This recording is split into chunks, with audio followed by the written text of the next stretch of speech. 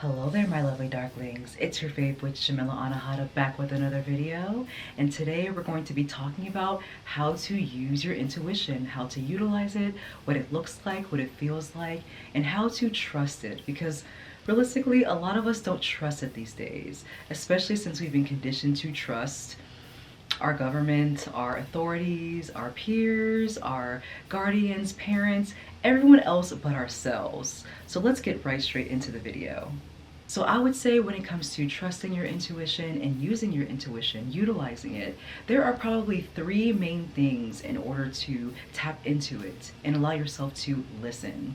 And number one is to know yourself. Know thyself. And that really comes with shadow work, inner work, and just self-reflection.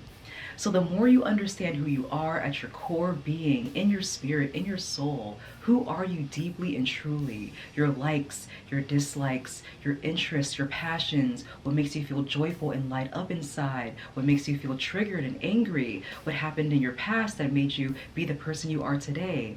All those types of things help you understand who you truly are at your core.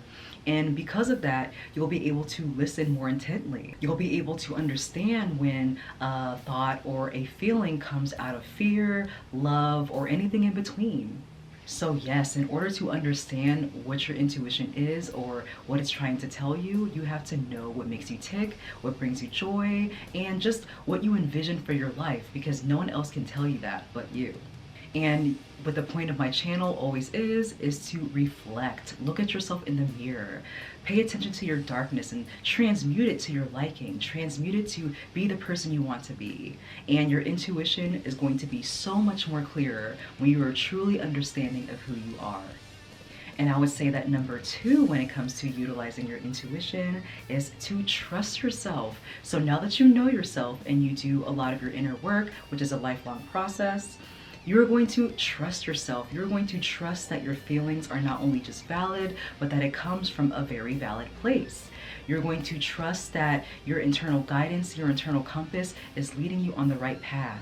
What visions or goals you may have for yourself, you want to trust that those are going to be right for you. And like what I said in the previous tip, no one can tell you those things but you. No one can conceptualize or interpret or even execute those visions but you. So you want to trust that everything that pops up for you is not only just worthy of executing, but is worthy of analyzing. Examine, what does this mean for me? What does this feel like for me? What do I really want to do with these desires, whatever pops up in my head? Because realistically, your desires or your dreams or your vision for yourself is basically a preview of what's going to happen in your future, basically foreshadowing what things you're going to be executing and playing out into your future.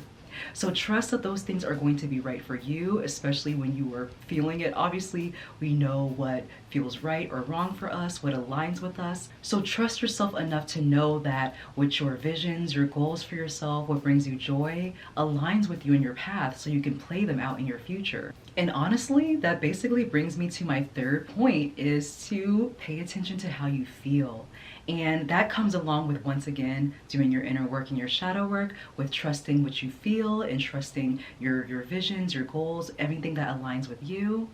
And in order to bring it all together when it comes to your intuition, because your intuition, once again, is your internal guidance, your internal compass to guide you along your path, your life journey, to execute your desires and to do what feels right for you, is to pay attention to how you feel.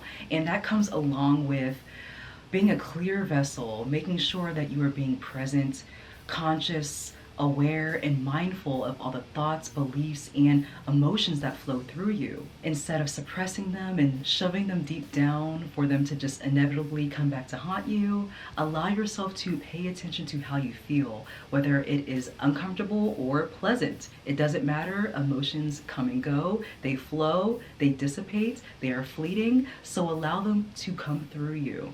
And pay attention to how that feels like. Is there any tension within your body? Is it in an energy center of yours that probably needs a lot of work on, or self-help or self-reflection on? Pay attention to how that feels, because once again, as I said earlier, that comes back to whether or not the thought, emotion, or feeling comes from a place of love, fear, or somewhere on that spectrum. And when you know who you are at your core, and when you trust yourself deeply, you will be able to understand what those feelings are trying to tell you. Therefore, you're not going to seek outside validation or try to get advice or all those types of things from other people or outside forces.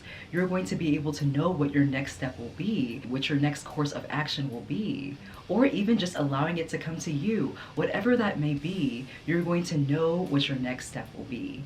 So when you are able to know yourself, do your inner work, your shadow work, when you're allowing your darkness to be transmuted into a life of joy, ease, and flow, when you're trusting not only just your intuition, but what your body is trying to tell you, what your spirit is trying to tell you, and when you're paying attention to how you feel, whether it comes from a place of love, fear, or anxiety, or even just outside voices, you're going to be able to be guided on the right path that looks great for you, that aligns with you, not everybody else, not anyone else. You can't compare your way into knowing your intuition, trusting your intuition. You cannot seek outside validation in order to trust your intuition, and you won't even need others' opinions in order to trust or know your own intuition. It all comes from yourself.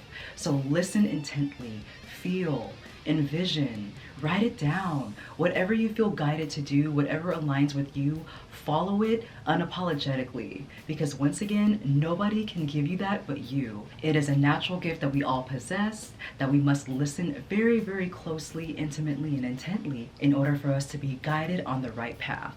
And trust me when I say your intuition is never going to put you on the wrong path. Whatever is for you will be for you. Your window of opportunity will not be missed.